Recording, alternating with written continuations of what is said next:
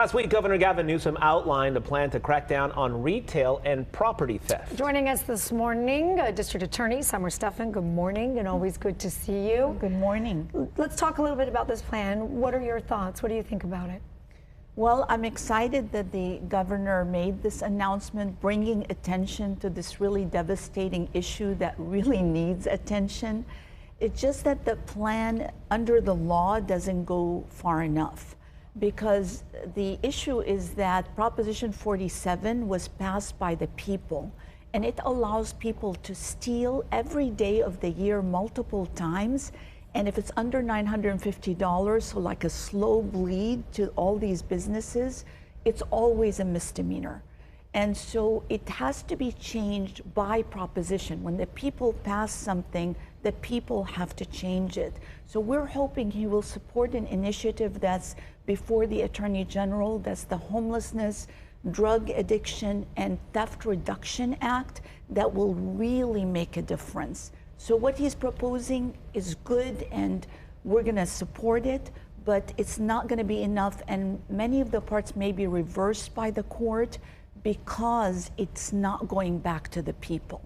Yeah, we had the police chief here who said, we talked about Prop 47 and said it was well-intentioned at the time when voters passed it, but I think what has happened is not what they wanted when they did this. What kind of organized theft are we seeing here in San Diego? It seems like not as much as we see in LA and other cities. Is that true? And if so, why? Well, we have a task force and a dedicated team at the district attorney's office and an organized retail theft task force. So it's really fun to be in the room, which I love to, just stop in. They put up on the board all of the different, hidden images. They might capture one part of the license plate, but then other departments are capturing other license plates because it's never a one-off. And all those images are put together in order to solve the cases. So fortunately, while we still have organized retail theft, those organizations know San Diego is not a friendly place, and that we're going to find you and bring you to account. Can we go back to that act that you were just mentioning? What will that act do then in this case? What it will do is on the third theft, it becomes a potential felony. So you have to actually engage in treatment. If you have a drug addiction that's driving the theft, you have to do something to show the judge why you deserve a third misdemeanor. Instead of so after 2 convictions for theft, you get your first chance, you get your second chance. On the third, you have to actually not just get cited, but you could potentially face a felony. So it's a balance. It's not taking out Proposition 47, it is reforming it so it actually works on the intention that the people had. People didn't have the intention to have these habitual recidivists who come in, and people who work in these stores have to lock up everything now. I'm glad you brought that up. I wanted to talk about the folks who work in these stores, and they almost feel like it's just a matter of time before this happens.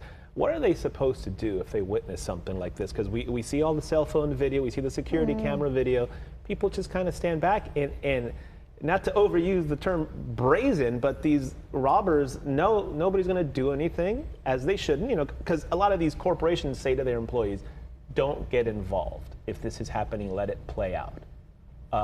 What should people do? Are they doing the right thing by just kind of standing back?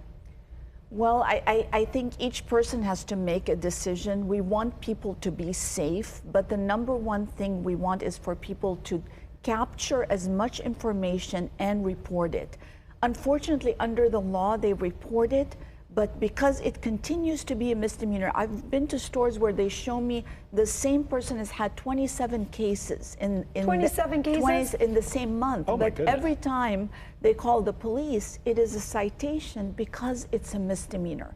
So they know who it is. They don't know what to do. They feel helpless, and the problem is that this is feeding oftentimes addictions, which are making people more violent. So the number one complaint that businesses tell us is they're scared for their employees because the message is out that nothing is going to happen, so people can escalate.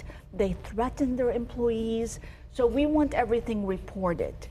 Do you think this act, if it passes and if it comes to fruition, this would help solve what we're seeing? I was just in the mall the other day. I tell you, Summer, I was looking around like, Yeah, you keep Is it. it- It's you have your eye open. It's like, Yeah, wait, that's when right. is that going to happen? It's in your and head that now. was not like that before. We just No. used to go shop. Should be a safe space. So it sends a ripple effect because places where people buy food and the last thing we want is places shuttering like in San Francisco and other Yes. places. Yep.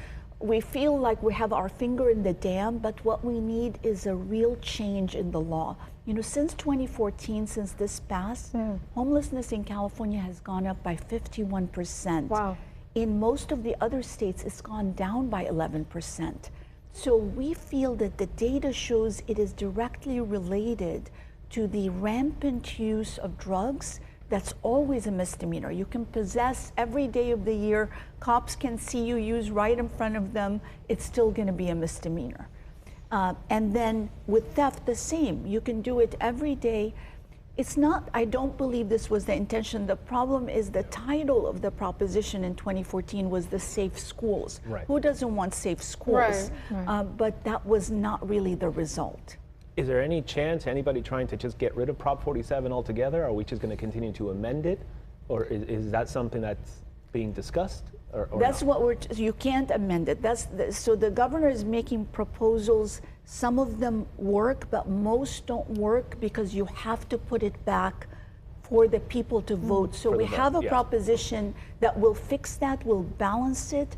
It's been accepted by the Attorney General. We're in the gathering, signatures, and it would be on the ballot this year, and it would make a transformative difference. All right. This Attorney Summer Stephan, we thank you as always for the time. Thank you. Thank you.